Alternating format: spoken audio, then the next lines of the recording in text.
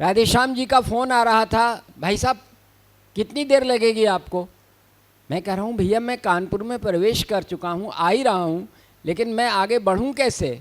गाड़ी के सामने लाल बत्ती आ जाती थी। फिर थोड़ी देर बाद 4 कदम चल के फिर चौराहा आ जाता था, फिर लाल बत्ती आ जाती थी। समस्या ये नहीं है, समस्या ये है कि जब मैं लाल बत्तियों से मुक्त होकर के मंच पर आया तो मुझे पता चला लाल बत्ती जी आ गए हैं। तो लाल बत्ती ने वहाँ पीछा नहीं छोड़ा, यहाँ भी लाल बत्ती है, लेकिन वो लाल बत्ती लोगों की गति को रोकती थी, ये लाल बत्ती लोगों के चित्त में प्रवाह उत्पन्न करती है। तो मैं हास्य और व्यंग के बड़े समर्थ कवि लाल बत्ती जी को बुलाना चाहता हूँ आपके बीच में। एक हास्य व्यंग की बात मुझे याद आ गई, लाल बत्ती जी को बुलाते हुए ये पंक्तियाँ कही जा सकती हैं। देखिए, राजनेता अच्छे किस्म के भी होते हैं, जैसे कई प्रकार के जीव जंतु पाए जाते हैं मनुष्यों में, प्राणियों में, उसी तरह राजनेताओं में भी एक प्रकार के व्यक्ति होते हैं जो बहुत उदार होते हैं।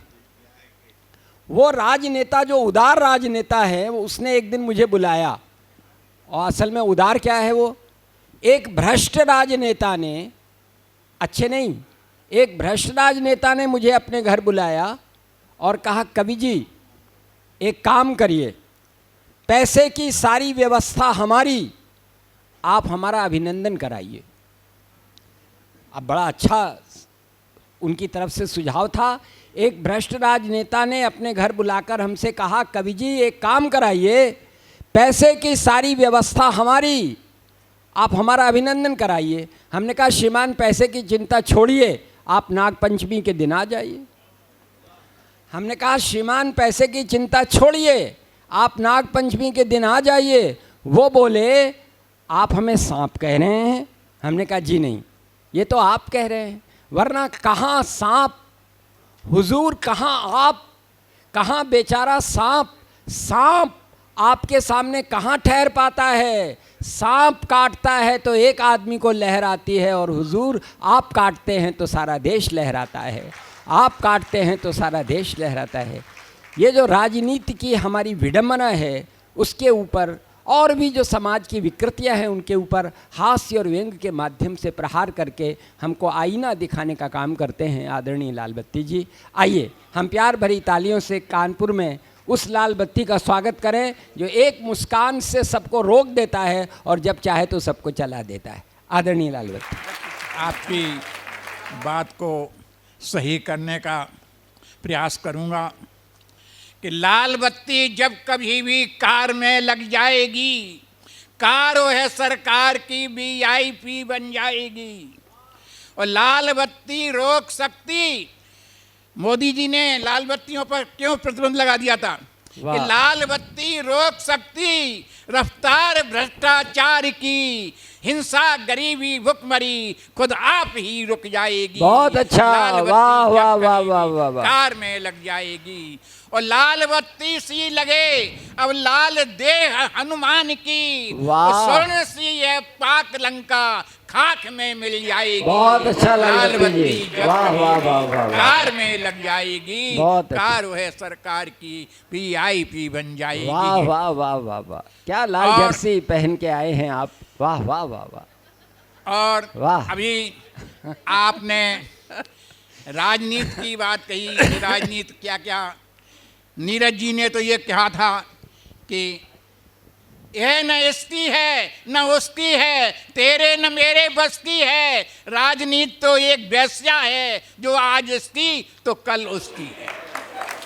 तो राजनीति के बारे में बताना चाहता हूँ कि राजनीति के गलियारे में सभी उघारे लगते हैं और चरित्रवान पत्नी के होते सभी कुंवारे लगते हैं। राजनीति के गलियारे में सभी उघारे लगते हैं कि राजनीति के बने खिवैया डगमग करती इनकी नैया और जेठ मास भी इन्हें सदा रंगीन फुआरे लगते हैं। राजनीति के गलियारे में सभी उघारे लगते हैं। बहुत अच्छा। और राजनीति क्या गुल खिलाती है कि कोई गांधी की समाधि पर जूते चप्पल फेंक रहा और कोई देश के बंटवारे को लिए दुधारे फिरते हैं। राजनीति के गलियारे में सभी उघारे लगते हैं।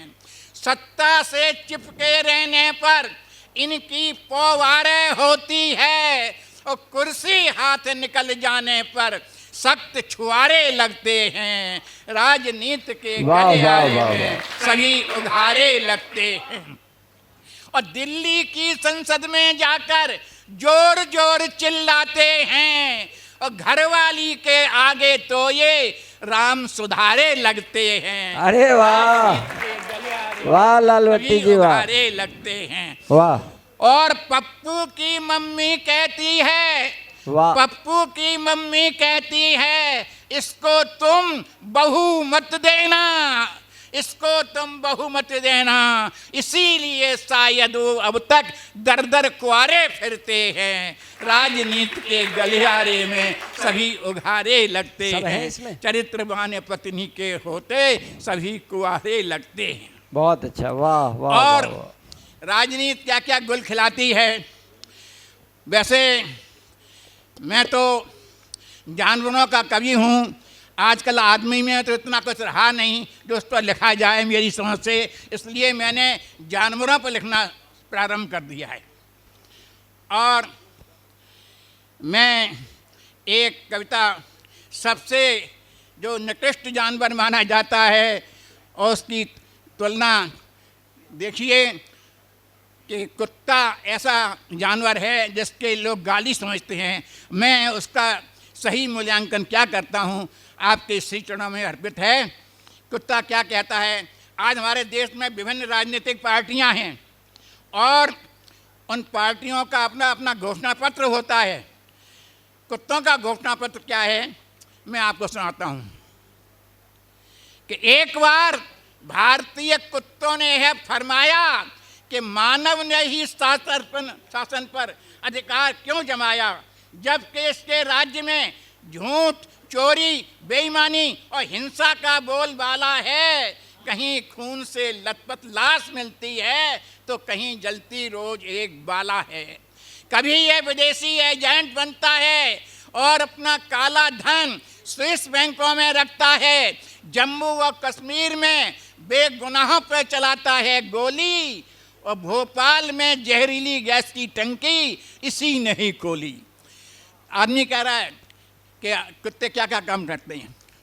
कुत्ते कह रहे हैं कि भोपाल में जहरीली गैस की टंकी इसी ने ही खोली। ये अपनों से करता है विश्वासघात और देश के महत्वपूर्ण दस्तावेज उड़ाने में इसी का है हाथ। कुत्ते कह रहे हैं अरे हमें तो यूं ही बदनाम कर रखा है और बलात्कार का ठेका इन्होंने ही ले रखा है।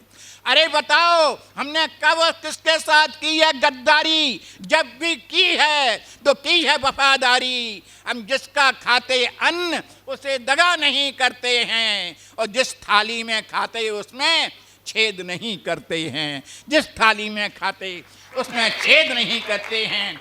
अतः प्यारे देशवासियों, नौजवान साथियों, ध्यान देकर सुनो, अगले चुनाव में हम कुत्तों को ही चुनो, क्योंकि हमें कार बंगले नहीं चाहिए, अपनी कुत्तिया के लिए गहने भी नहीं चाहिए, हमें नहीं चाहिए कोई परमत या पट्टा और न चलाना है किसी शहर में सट्टा।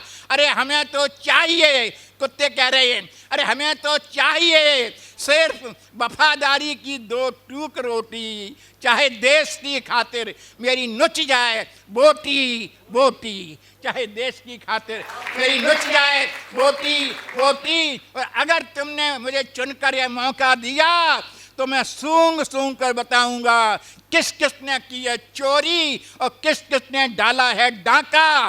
बम्बई और कलकत्ता में कल किसने बम फेंका और कौन है नेता गद्दार या धर्म का ठेकेदार जो मजहबी जज्बातों से खेलता है और जनता में सांप्रदायिकता का विष घोलता है। इस प्रकार जो भी मेरी पकड़ में आएगा उसे सरेआम चौराहे पे लटकाया जाएगा और हम कुत्ते लोग उसे भौंक भौंक के काटेंगे, उसके मांस को समाजवादी ढंग से बांटेंगे और जो हड्डियां बचेंगी उनको घर पे भेजेंगे जहां हमारे बच्चे उनका रक्त चूसेंगे। धन्यवाद।